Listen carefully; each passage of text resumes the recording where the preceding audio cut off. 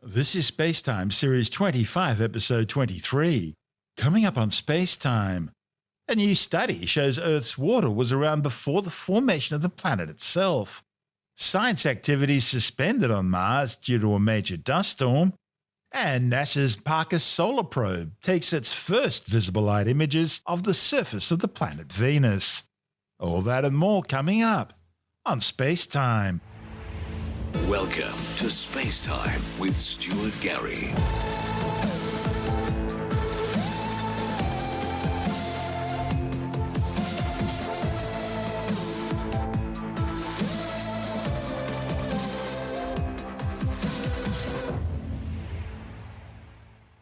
A new study has concluded that Earth's water was already present in that part of the solar system when the planet first formed. The findings, reported in the journal Nature Astronomy, are based on new studies of the isotopic content of meteorites. Planets are formed in protoplanetary disks of gas and dust around protostars. As the hot gas cools and condenses, it coalesces to form planets. One of the big debates in planetary science has been whether Earth's water gathered from the surrounding material as the planet formed, or whether it arrived later from further out in the solar system, coming by way of comets and asteroids. Now, comets have already been ruled out as their water tends to have a different deuterium to hydrogen ratio compared to that found on Earth. Deuterium is a heavy isotope of hydrogen containing a neutron. And studies have also shown that asteroids originating from the outer solar system can also be ruled out for the same reason. The deuterium to hydrogen ratio isn't the same as that on Earth. The basic rule of thumb being the deuterium to hydrogen ratio changes the further away from the Sun the water originated. Scientists want to know about where Earth's water came from because it's key to understanding that all-important question of where life originated, how we got to be here. The simple fact is, here on Earth at least, wherever you find water in a liquid state, you'll also find life. So, to understand how life emerged, scientists investigate the chemistry of carbon and water. This new study tracked the hydrogen and oxygen isotopic composition of water back to the start of the solar system 4.6 billion years ago, in the inner regions, where the Earth and other terrestrial worlds were formed. To do this, the authors analysed one of the solar system's oldest meteorites using an innovative new method specifically developed for this study. And the data shows that two gas reservoirs existed during the first 200,000 years of the solar system's existence. That's a time before the earliest planetary embryos formed. One of these reservoirs consisted of the solar gas, that is, the protoplanetary disk itself, in which all the matter in our solar system originated. And scientists were able to directly measure these levels in the meteorite for the first time. However, they found a second gas reservoir was enriched with water vapor with the same isotopic signature as Earth's water. And the authors claim that this second reservoir was created by a massive influx of interstellar water in the hot internal regions of the solar system upon the collapse of the interstellar envelope and the formation of the protoplanetary disk. The early existence of this gas with Earth-like isotopic composition implies that Earth's water was already there long before the accretion of the first constituent materials which would eventually lead to the formation of the planet. This is Space-Time. Still to come, science suspended on the red planet Mars due to dust storms, and NASA's Parker Solar Probe takes its first visible light images of the surface of the planet Venus. All that and more still to come on SpaceTime.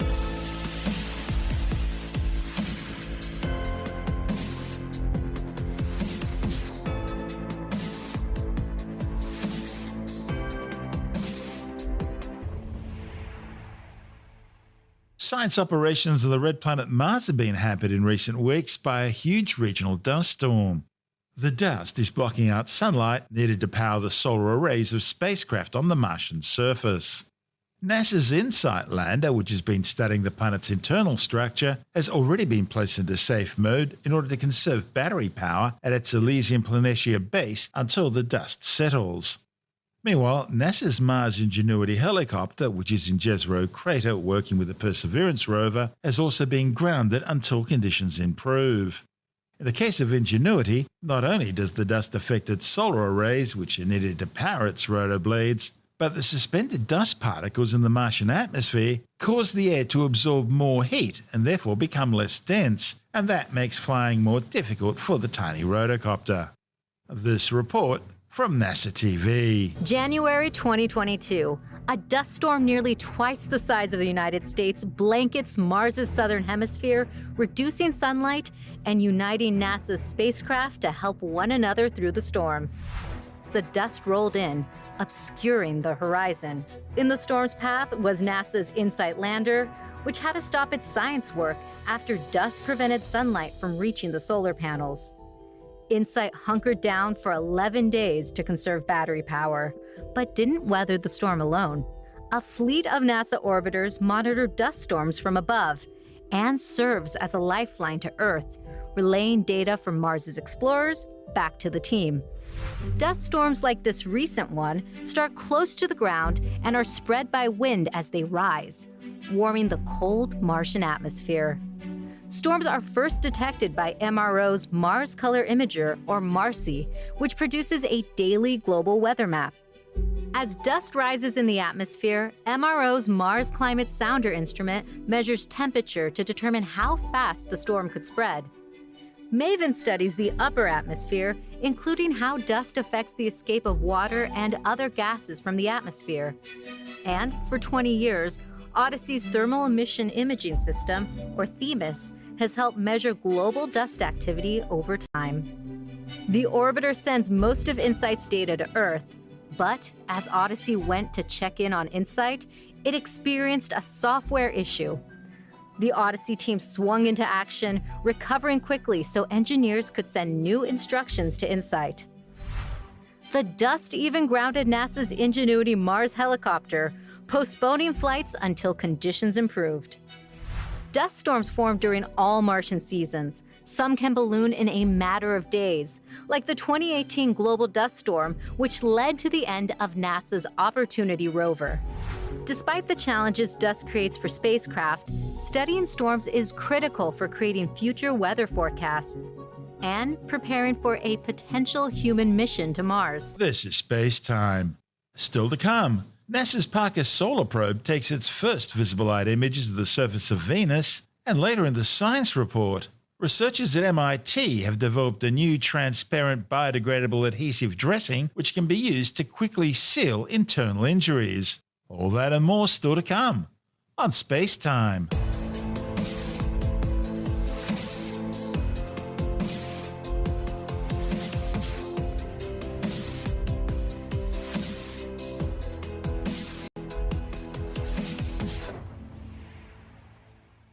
NASA's Parker Solar Probe has taken its first visible light images of the surface of Venus from space. Smothered in thick clouds, Venus's surface is usually shrouded from sight. But in two recent flybys of the planet, Parker has used its wide-field imager, or WISPR, to view the entire night side of the planet in wavelengths of the visible spectrum, the type of light that the human eye can see, and extending that view into the near-infrared. The images, which have been combined into a video which you'll find on our Tumblr blog, reveal a faint glow from the surface that shows distinctive features like continental regions, plains and plateaus. A luminescent halo of oxygen in the atmosphere can also be seen surrounding the planet. These fascinating images of a planet often referred to as Earth's sister can help scientists learn more about the Venusian surface geology, what minerals might be present there, and as a result help explain the planet's evolution.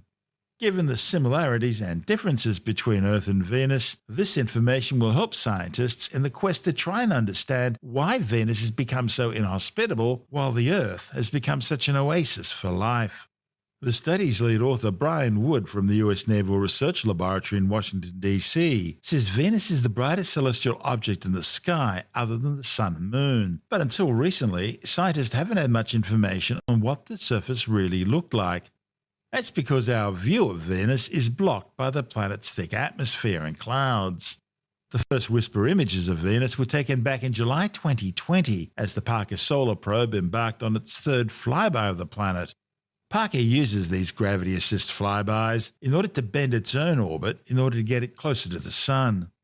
WISPR was designed to see faint features in the solar atmosphere and wind, and some scientists thought they may also be able to use WISPR to image the cloud top shrouding Venus as Parker passed the planet.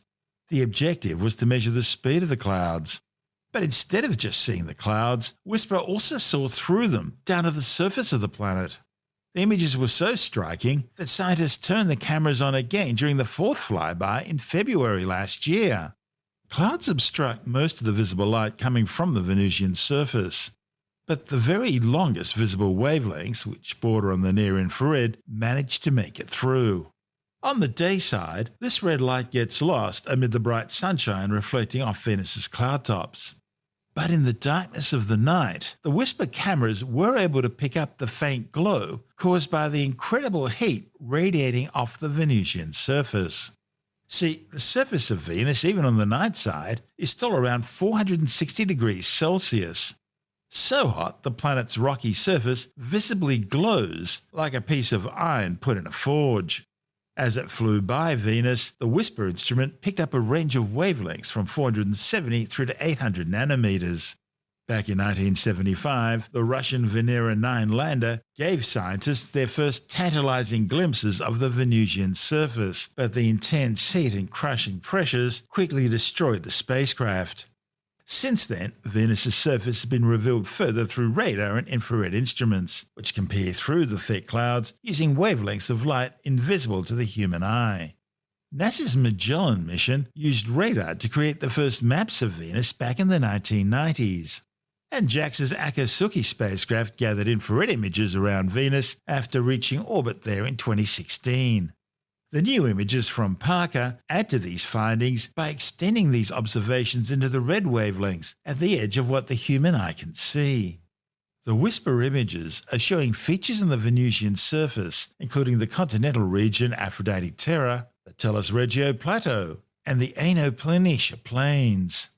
Since higher altitude regions are about 30 degrees cooler than lower areas, they tend to show up as darker patches amongst the brighter lowlands.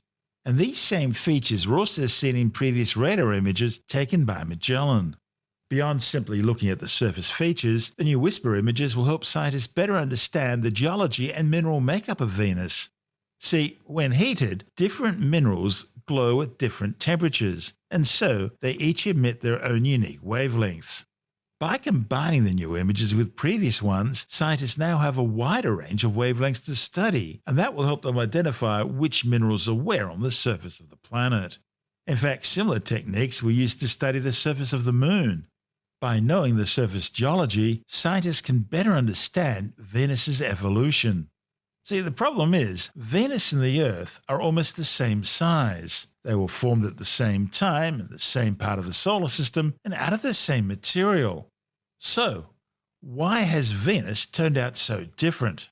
Scientists suspect volcanisms played a major role in creating the dense Venusian atmosphere, but a lot more data is needed to understand exactly how. And the new WISPR images may provide clues about how volcanoes have been affecting the planet's atmosphere. In addition to the surface glow, the new images are also showing a bright ring around the edge of the planet caused by oxygen atoms emitting light in the atmosphere. This is called air glow.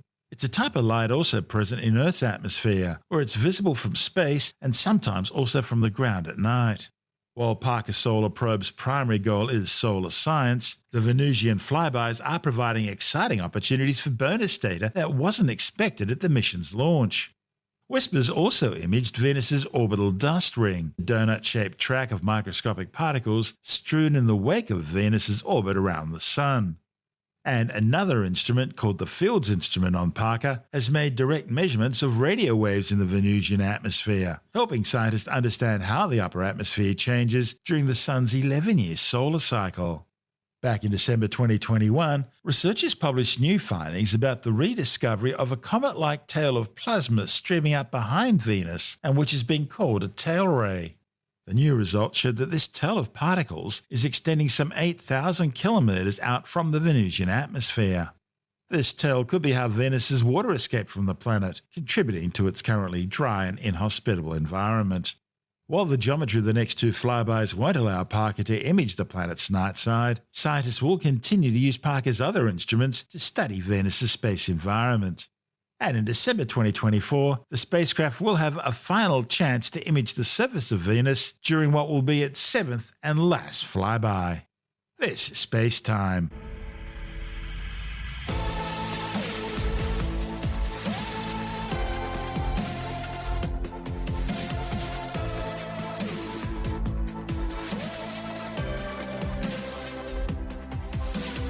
And that's the show for now. SpaceTime is available every Monday, Wednesday and Friday through Apple Podcasts, iTunes, Stitcher, Google Podcast, Pocket Casts, Spotify, Acast, Amazon Music, Bytes.com, SoundCloud, YouTube, your favorite podcast download provider, and from spacetimewithstuartgary.com. SpaceTime's also broadcast through the National Science Foundation on Science Zone Radio and on both iHeartRadio and TuneIn Radio.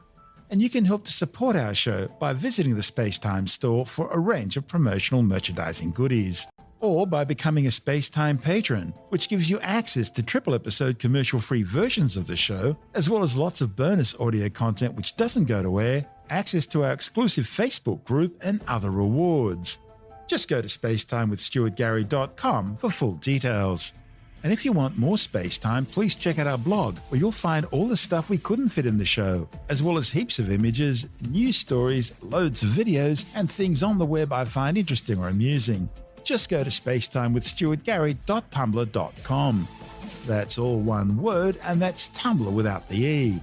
You can also follow us through @StuartGary on Twitter, @SpaceTimeWithStuartGary on Instagram, through our SpaceTime YouTube channel, and on Facebook, just go to facebook.com/SpaceTime with Stuart Gary. And SpaceTime is brought to you in collaboration with Australian Sky and Telescope magazine, your window on the universe. You've been listening to SpaceTime with Stuart Gary. This has been another quality podcast production from Bytes.com.